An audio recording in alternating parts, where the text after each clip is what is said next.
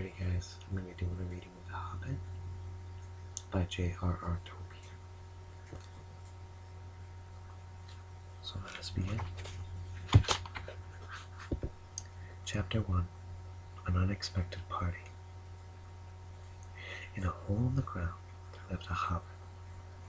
Not a nasty, dirty, white hole, filled with the ends of worms and an oozy smell, nor yet a dry, bare, sandy hole, with nothing in it to sit down on, or to eat. It was a hobbit hole, and that means comfort.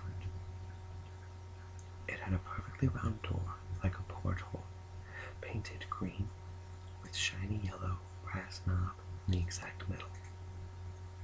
The door opened on to a tube-shaped hall like a tunnel, a very comfortable tunnel, without smoke, with paneled walls and floors tiled and carpeted, provided with polished chairs and lots of pegs for hats and coats. The hobbit was fond of visitors. The tunnel wound on and on, going fairly but not quite straight, into the side of the hill. The hill, as all the people for many miles round called it, and many little round doors opened out of it, first on one side and then on another. No going upstairs for the hobbit. Bedrooms, bathrooms, cellars, pantries, lots of these. Wardrobes. He had whole rooms devoted to clothes. Kitchens, dining rooms, all on the same floor, and indeed on the same passage. The best rooms were all on the left-hand side going in, for these were the only ones to have windows. Deep-set, round windows, looking over his garden, and meadows beyond, sloping down the river. This hobbit was a very well-to-do hobbit, and his name was Baggins. The Bagginses had lived in the neighborhood of the hill for time out of mind, and people considered them very respectable, not only because most of them were rich, but also because they never had any adventures or did anything unexpected.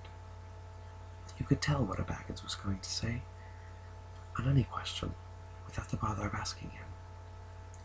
This is a story of how a Baggins had an adventure and found himself doing and saying things altogether unexpected. He may have had lost the neighbor's respect, but he gained, well, you'll see whether he gained anything in the end. The mother of a particular hobbit.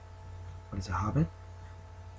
I suppose hobbits need some description nowadays, since they have become rare and shy of the big people, as they call us. They are, or were, a little people, about half our height, and smaller than the bearded dwarves. Hobbits have no beards. There is little or no magic about them, except the ordinary everyday sort, which helps them to disappear quietly and quickly when large stupid folk like you and me come blundering along, making a noise like elephants which they can hear a mile off. They are inclined to be fat and stubborn.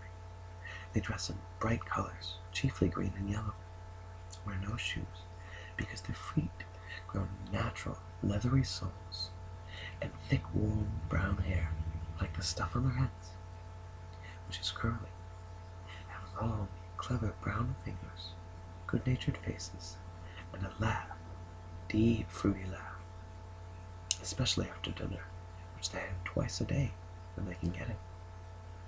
Now you know enough to go on with. As I was saying, the mother of this hobbit, of Bilbo Baggins that is, was the famous Belladonna Took, one of the 3 remarkable daughters of the Old Took, head of the hobbits who lived across the water, the small river that ran at the foot of the hill. It was often said, in other families, that long ago one of the Took ancestors must have taken a fairy wife. That was, of course, absurd, but certainly there was something still not entirely hobbit-like about them. And once in a while, members of the Took clan would go and have adventures. They discreetly disappeared, and the family hushed it up, but the fact remained that the Tooks were not as respectable as the Baggins, but they were undoubtedly richer. Not that Belladonna Took ever had any adventures after she became Mrs. Bungo Baggins. Bungo, that was Bilbo's father, built the most luxurious hobbit hole for her, and partly with her money. That was to be found either under the hill, or over the hill, or across the water. And there they remained to the end of their days. Still, it is probable that Bilbo, her only son, although he looked and behaved exactly like a second edition of his solid and comfortable father, got something a bit queer in his makeup from the Took side, something that only waited for the chance to come out.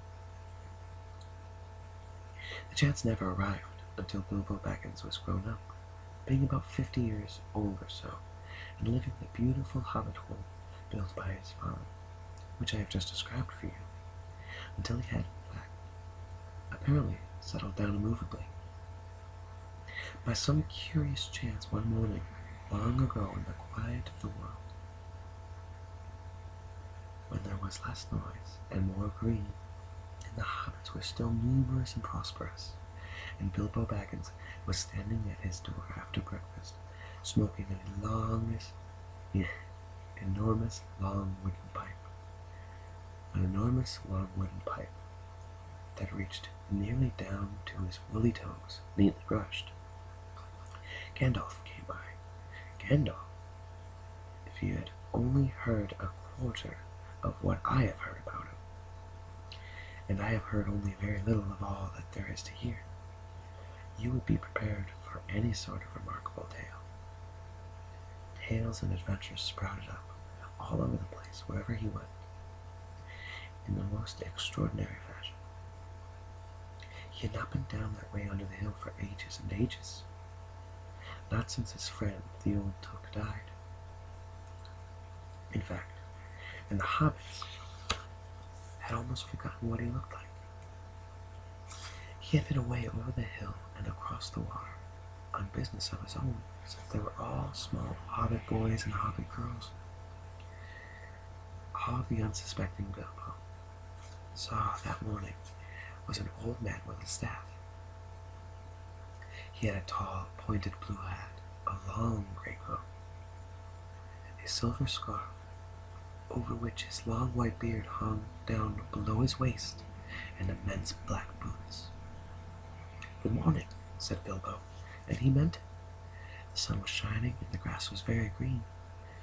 But Gandalf looked at him from under long, bushy eyebrows that stuck out further than the brim of his shady hat. "What do you mean?" he said. "Do you wish me a good morning? Or mean that it is a good morning whether I want it or not? Or that you feel good this morning? Or that it is a morning to be good on?" "All of them at once," said Bilbo, "and a very fine morning for a pipe of tobacco, out of doors, into the bargain. If you have a pipe about you, sit down and have a fill of mine. There's no hurry. We have all the day before us." Then Bilbo sat down on a seat by his door, crossed his legs, blew out a beautiful grey ring of smoke that sailed up in the air without breaking and floated away over the hill. "Very pretty," said Gandalf, "but I have no time to blow smoke rings this morning. I'm looking for someone to share in an adventure that I am arranging, and it's very difficult to find anybody." "I should think so, in these parts. We are a plain, quiet folk, and have no use for adventures. Nasty, disturbing, uncomfortable things make you late for dinner. I can't think what anybody sees in them," said our Mr. Baggins, and stuck one thumb behind his braces, and blew out another even bigger smoke ring. Then he took out his morning letters and began to read, pretending to take no more notice of the old man.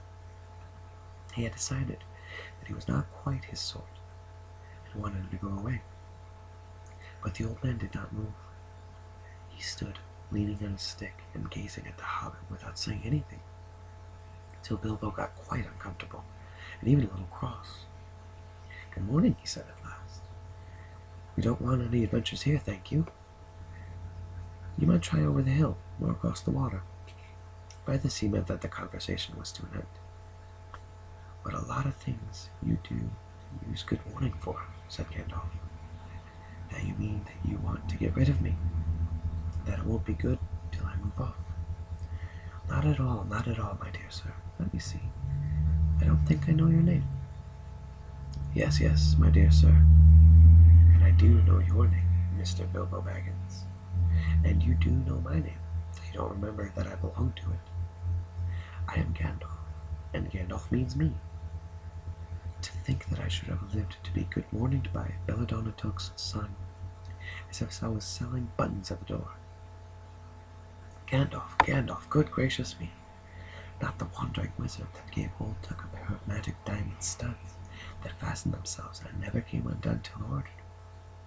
Not the fellow who used to tell such wonderful tales at parties about dragons and goblins and giants and the rescue of princesses and the unexpected luck of widows' sons. Not the man that used to make such particularly excellent fireworks. I remember those. Old Took used to have them on Midsummer's Eve. Splendid! They used to go up like great lilies and snapdragons and laburnums of fire and hang in the twilight all evening. You will notice already that Mr. Baggins was not quite so prosy as he was liked to believe. Also that he was very fond of flowers. Dear me, he went on, not the Gandalf who was responsible for so many quiet lads and lassies going off into the blue for mad adventures. Anything from climbing trees to visiting elves, or sailing in ships, sailing to other shores. Bless me, life used to be quite you used to upset things badly in these parts once upon a time. I beg your pardon, but I have no idea you were still in business." "Where else should I be?" said the wizard. "All the same, I am pleased to find you remember something about me. You seem to remember my fireworks kindly, at any rate. That is not without hope. Indeed, your old grandfather's Took's sake. Indeed, for your old grandfather Took's sake, and for the sake of poor Belladonna, I will give you what you asked for." "I beg your pardon, I haven't asked for anything." "Yes, you have, twice now." "My pardon, I give it to you. In fact, I will go so far as to send you on this adventure. Very amusing for me, very good for you, and profitable too, very likely, if you ever get over it." "Sorry, I don't want any adventures, thank you. Not today. Good morning. But please come to tea, any time you like. Why not tomorrow? Come tomorrow. Goodbye." With that, the hobbit turned and scuttled inside his round green door, and shut it as quickly as he dared, not to seem rude. Wizards, after all, are wizards. "What on earth did I ask him for tea for?" he said to himself, as he went to the pantry.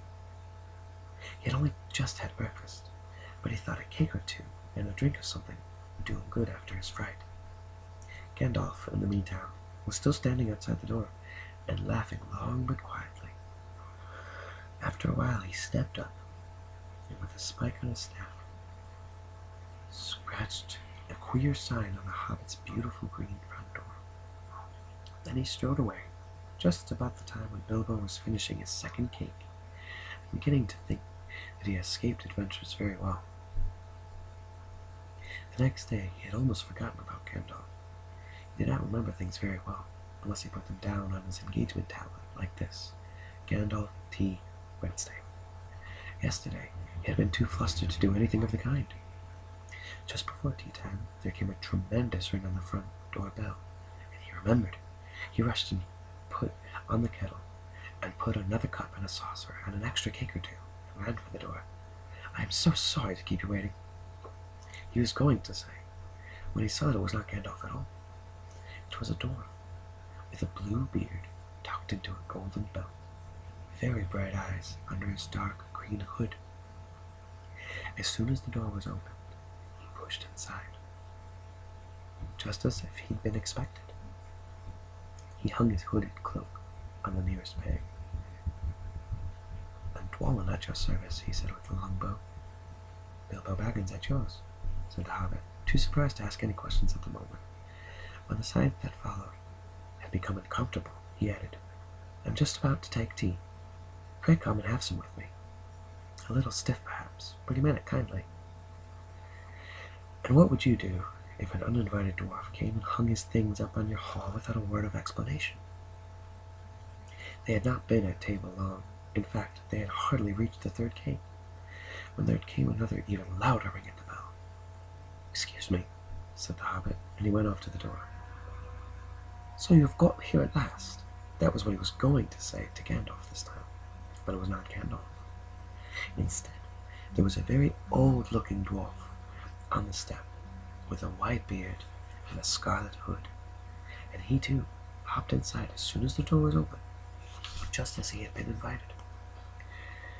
"I see they have begun to arrive already," he said when he caught sight of Dwalin's green hood hanging up. He hung his red one next to it. "Balin at your service," he said with a hand on his breast. "Thank you," said Bilbo with a gasp. It was not the correct thing to say, but "they have begun to arrive" had flustered him badly. He liked visitors, but he liked to know them before they arrived, and he preferred to ask them himself. He had a horrible thought that the cakes might run short, and then he, as the host, he knew his duty and stuck to it, however painful he might have to go without. "Come along in, have some tea," he managed to say after taking a deep breath. "A little beer would suit me better, if it is all the same to you, my good sir," said Balin with a white beard. "But I don't mind some cake, seed cake if you have any."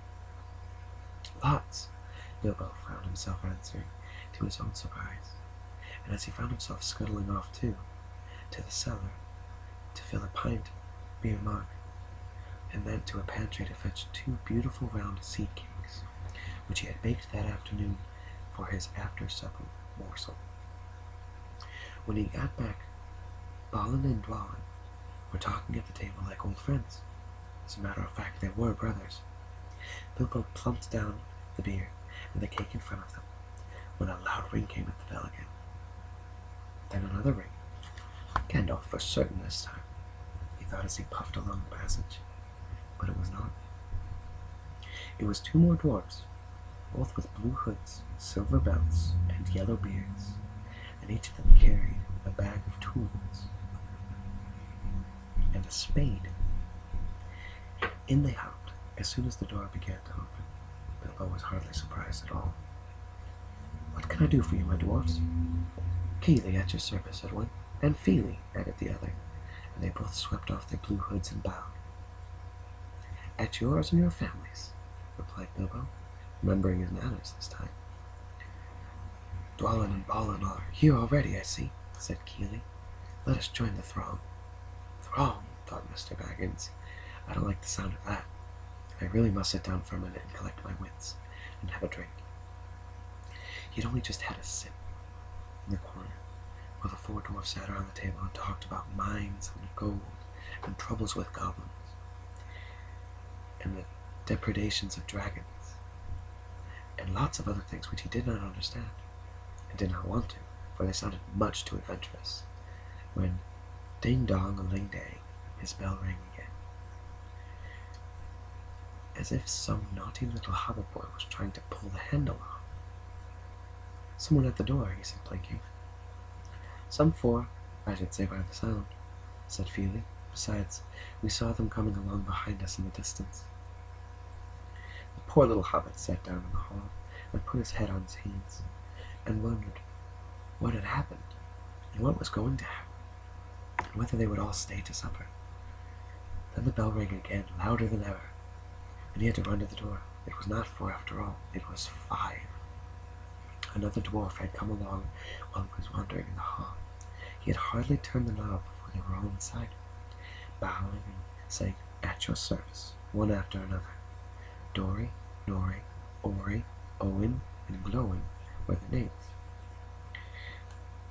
And very soon 2 purple hoods, a gray hood and a brown hood, and a white hood were hanging on pegs, and off they were marched with their broad hands stuck in their gold and silver belts to join the others. Already it had almost become a throng, some for ale and some for porter, and one for coffee, and all of them cakes. So the Hobbit was kept very busy for a while.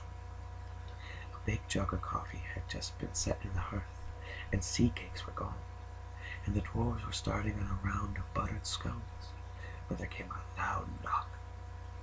Not a ring, but a hard rat-tat on the Hobbit's beautiful green door. Somebody was banging with a stick. Bilbo rushed along the passage, very angry and altogether bewildered and bewildered. This was the most awkward Wednesday he ever remembered.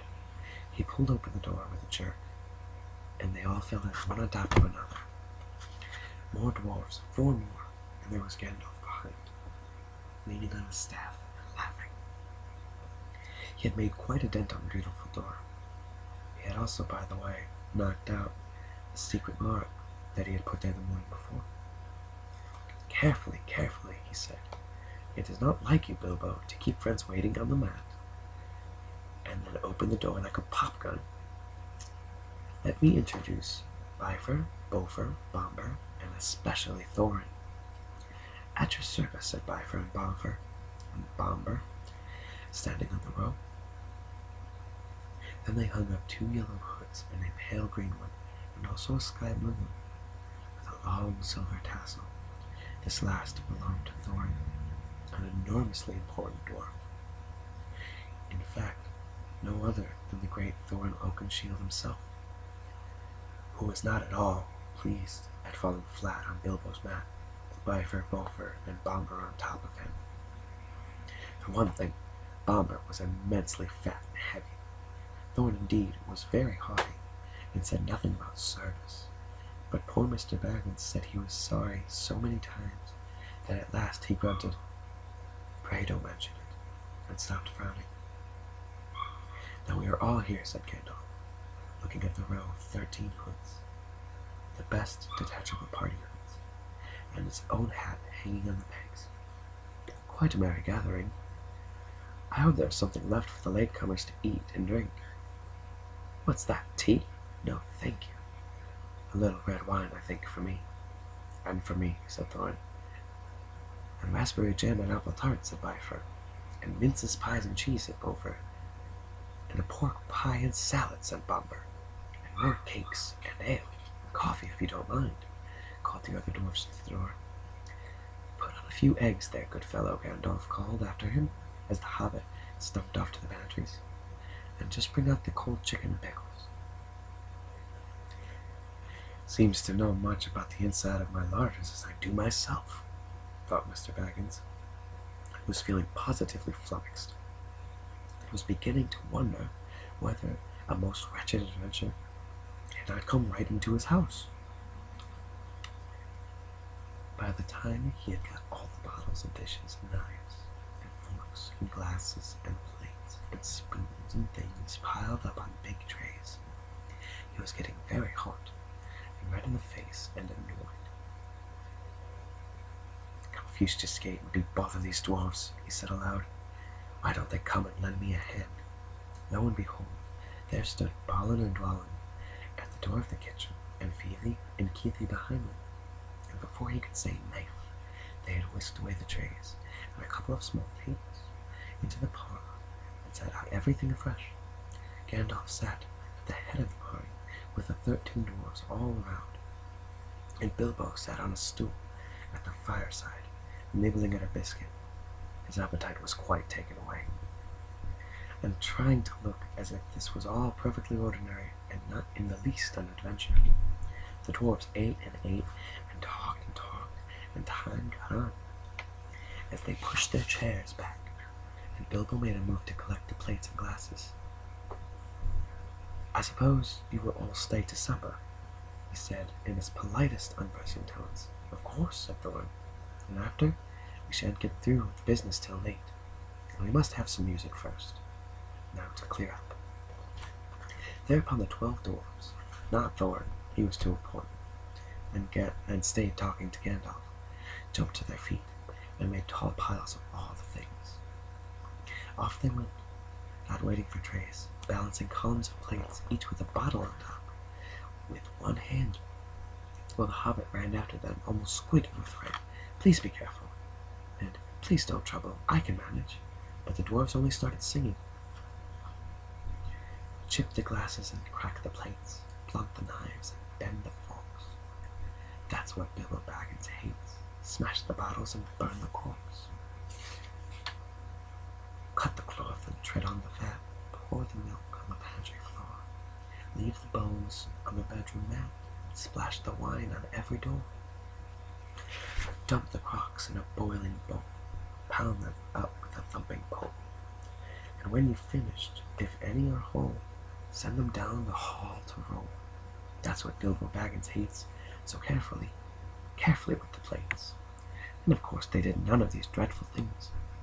And everything was clean and put away safe, as quick as lightning, while the hobbit was turning round and round in the middle of the kitchen, trying to see what they were doing. Then they went back and found Thorin with his feet on the fender smoking a pipe. He was blowing the most enormous smoke rings, and whenever he told one to go, it went up the chimney or round the ceiling. But wherever it went, it was not quick enough to escape Gandalf. Pop! He sent a smaller smoke ring from his short clay pipe straight through each one of Thorin's. Then Gandalf's smoke ring would go green and come back to hover over the wizard's head. He had a cloud of them about him already, and in the dim light, it made him look strange and sorcerous. Bilbo stood still and watched. He loved smoke rings. And then he blushed to think of how proud he had been yesterday morning of the smoke rings he set up the wind over the hill. "Now for some music," said Thorin. "Bring out the instruments." Keely and Feely rushed for their bags and brought back little fiddlers. Dori, Nori, and Ori brought out flutes from somewhere inside their coats. Bombur produced a drum from the hall. Bifur and Bolfer went out too and came back with clarinets they had left among the walking sticks. Dwalin and Dwalin said, "Excuse me, I left mine on the porch." "Just bring mine in with you," said Thorin. They came back with violets, as big as themselves, and with Thorin's harp wrapped in a green cloth. It was a beautiful golden horn. And when Thorin struck it, the music began all at once, so sudden and sweet that Bilbo forgot everything else, and was swept away into dark lands under strange moons, far over the water and very far from his hobbit hole under the hill. The dark came into the room from the little window that opened the side of the hill. The firelight flickered. It was April, and they still played on, while the shadows of Gandalf's beard wagged against the wall. I'm going to stop there. I'm at about a half hour, and I'm barely 15 pages in. At some points where I felt like I read too fast. At some points I felt like maybe too slow. Hopefully this is clear enough for you guys to hear.